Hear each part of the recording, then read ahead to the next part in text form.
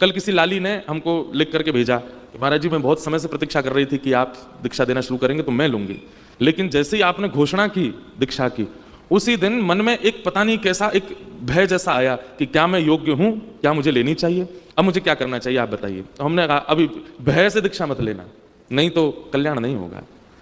देखो कुछ संबंध ऐसे हैं वो अगर भय से निभाने पड़ जाएं तो उन संबंधों में सदा दरार बनी रहेगी, उन संबंधों में कभी भी संबंध सुख का अनुभव नहीं होगा।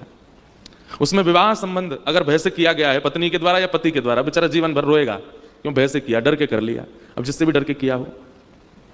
ऐसे ही कुछ संबंधों में एक विशिष्ट संबंध गुरु शिष्य का है, यहां पर भी अगर भय के साथ, प्रभाव के साथ, आकर्षण में आकर के, देखा देखी करके सब ले रहे हैं तो हम भी ले लेते हैं, इस भाव से अगर आप संबंध में आते हैं तो इससे कल्याण नहीं हो पाएगा। जो गुरु तत्व अपना कार्य करेगा वो कर नहीं पाएगा।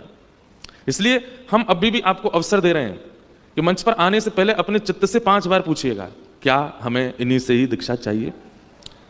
5वां बार मन कहे हाँ हाँ हाँ हाँ हाँ, तभी आइएगा, तभी दीक्षा ग्रहण कीजिएगा, नहीं तो ना हमें भीड़ बढ़ानी है और ना आप लोगों का अनहित करना है, सबका कल्याण हो ऐसी हमारी भावना है। अच्छा एक बात, हमारा भजन इतना नहीं है, हमारा तप इतना नहीं है कि हम कल्याण करें।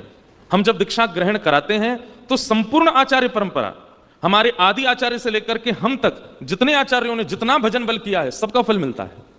एक व्यक्ति में इतनी सामर्थ्य नहीं है कि वो आपके जीवन को तारे। कई लोगों के मन में आ सकता है ना, इतने सारे वैष्णवों को दीक्षा दे रहे हैं, क्या आपने खुद में इतनी क्षमता है, आप स्वयं का कल्याण करने के योग्य हैं जो इतनों का कल्याण कर रहे हैं? तो ये बात स्पष्ट रूप से समझ लीजिए, जब आप परंपरा में दीक्षा लेते हैं तो केवल एक व्यक्ति का फल नहीं मिलता, संपूर्ण परंपरा का आशीष प्राप्त होता है। हमारी आदि आचार्य से लेकर के श्री षटकोप स्वामी, श्री यामुनाचार्य जी, श्री रामानुजाचार्य जी, ये जितने आचार्य हमारी परंपरा में हुए, सबसे प्राचीन परंपरा है श्री वैष्णव परंपरा, संपूर्ण आचार्यों का आशीष प्राप्त होता है। जैसे ही शंख चक्र अंकित होते हैं संपूर्ण आचार्य परंपरा आशीष देती है, सबके भजन का फल आपको प्राप्त होता है। तो इसलिए कभी कभी किसी के चित्त में यह भावना आ सकती है कि एक व्यक्ति हमारा कल्याण कर देगा। एक व्यक्ति कल्याण नहीं कर रहा, पीछे पूरी फौज खड़ी है उसके। हम दीक्षा देने से पूर्व पद्मनाभ मंदिर दर्शन करने गए, वहां आज्ञा ली जहां पर भगवान शेषनाग पर विराजमान है।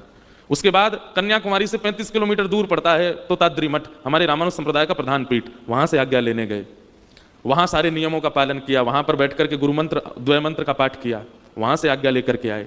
उसके बाद पूज्य पिताजी महाराज का गुरु स्थान जगन्नाथपुरी में है, तो वहां गए और वहां के पूज्य स्वामी जी से आज्ञा लेकर के आए। फिर जगन्नाथ महाप्रभु से आज्ञा लेकर के आए, वृंदावन आकर के रज रानी से, रस रानी से, महारानी से, श्री राधारमण लाल, श्री राधा वल्लभ लाल, बिहारी जी, गोवर्धन नाथ और प्यारे गिरधर लाल, सबसे आज्ञा ली। फिर हमारे परम पूज्य गुरुदेव भगवान पूज्य पिताजी महाराज से आज्ञा ली, सबसे आज्ञा लेकर के तब आपको दीक्षा दे रहे हैं। एक व्यक्ति में सामर्थ्य नहीं, पूरी फौज खड़ी है, संपूर्ण रामानुज संप्रदाय खड़ा है आपको बल देने के लिए, भगवत प्राप्ति कराने के लिए।